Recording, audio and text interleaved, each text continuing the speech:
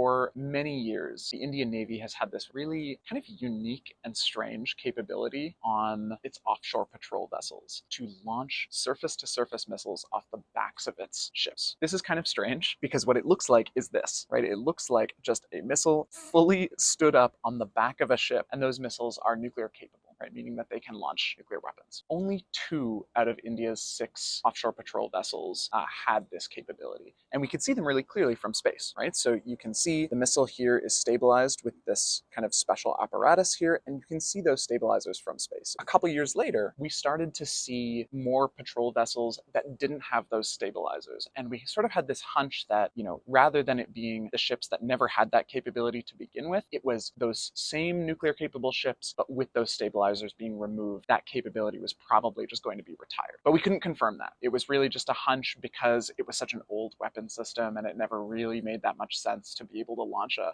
surface-to-surface missile on the back of a ship. So we were sort of waiting for confirmation. That confirmation comes in the form of this really interesting image of the Indian Navy doing yoga. What we can see here is they name the ship specifically, and this is one of the 2 ships that we know used to have that system. And what we can see is that they've removed the missile stabilizers and they've repainted the back deck. 21. This is from 2022. This is that same ship that used to be nuclear capable, and it is no longer nuclear capable.